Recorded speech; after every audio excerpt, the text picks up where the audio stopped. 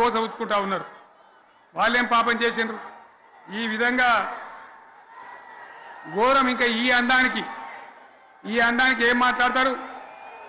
కేసీఆర్ నువ్వు రా అసెంబ్లీకి, ఏ నీ కాయగూరకుడు ముచ్చట్లు తింటానికా? పిల్లలు అడిగితేనే మీరు జవాబు చెప్తలేరు.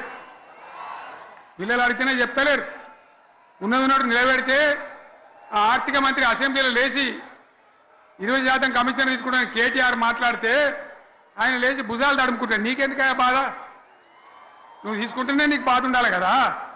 లేచి పేదలు ఉల్లి పెడతా ఉన్నాడు ఆయన అసెంబ్లీలో. ఈ విధంగా చాలా గందరగోళంగా అవివేకంతో అజ్ఞానంతో చాలా ఘోరం చేసి అడ్డమైన మాటలని చెప్పింది.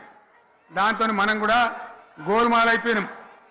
తీర్థం పోదాం తిమ్మక్క అంటే వాడు గుల్లే, మనం సల్లే. ఆ గతికి తెచ్చింది ఇలా ప్రజల గతి. మరి మనం కూడా ప్రజలు కూడా ఆలోచన చేయాలి. ఆవేశం కాదు. గాడిదలకు గడ్డేసి బలరకు పాల్పడితే వస్తాయా? మరి ఇప్పుడు ఏం చేయాలో ఆలోచించాలి. ఓ తమ్ముడు అన్నాడు హైదరాబాద్లో, ఆయన ఇల్లు కూడా కొడితే, కేసీఆర్ అన్నా యాడున్నావు, నువ్వు రావాలి,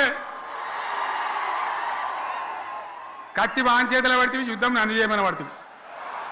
అంతేనా? ఇది కూడా విచారించాలి ప్రజలు. మీకు అర్థం కావాలని నేను చెప్తా ఉన్నా. అందుకే ఓడగొట్టుకున్న కారణే వెతుక్కోవాలి. మీ వెంట బీఆర్ఎస్ ఉంటుంది, మీ వెంట కేసీఆర్ ఉంటాడు. 100% మళ్ళా తెలంగాణ విజయం సాధించాలి, గులాబీ జెండా ఎగిరేయాలి, అద్భుతమైన తెలంగాణను మళ్ళీ సాధించాలి. ఇక బీజేపీ కథ 11 ఏళ్ళ రాజ్యం చేయబట్టి తెలంగాణకు 11 రూపాయలు ఇచ్చిండ్రా? వాటిదే బబ్రాజమానం భజగోవిందం. శుష్కప్రియాలు శూన్యాస్తాలు తప్ప ఏమి ఇయ్యలే. 157 కాలేజీలు పెడితే మెడికల్ కాలేజీలు ఒక్కటన్నా తెలంగాణకు ఇచ్చిండ్రా? ఒక ప్రాజెక్ట్ కన్నా జాతీయ హోదా ఇచ్చిండ్రా? ఇక కాంగ్రెస్ వాడు ఇట్లా అంటే బీజేపీ వాడు అట్లా. ఏది లేదు. ఇక ఉల్టా మనయే. ఖమ్మంలో 7 మండలాలు గుంజుకున్నారు. సీలేరు ప్రాజెక్టు గుంజుకున్నారు. నరేంద్ర మోడీ మాట్లాడతాడు. ఏం మాట్లాడతాడు?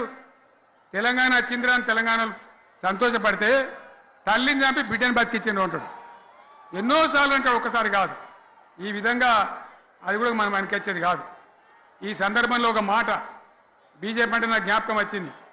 ఇవాళ కేంద్ర ప్రభుత్వం కగార్ అనే ఆపరేషన్ పేరు మీద ఛత్తీస్గఢ్లో యువకులను గిరిజనులను ఊచకోత పోతా ఉన్నారు. అది ధర్మం కాదు.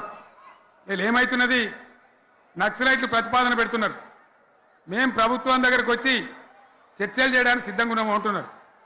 నేను కోరుతా ఉన్న కేంద్ర ప్రభుత్వాన్ని, బలం ఉన్నది కదా అని చంపుకుంటా పోవుడు కాదు, అది ప్రజాస్వామ్యం కాదు.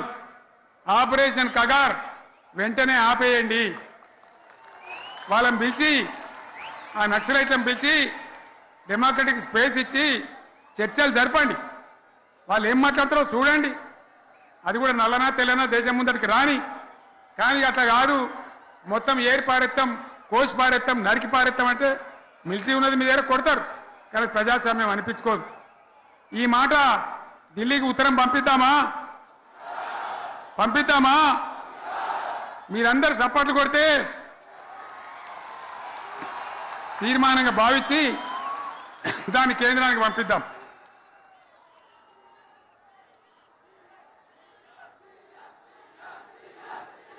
ఎక్కడ 30 లేదు.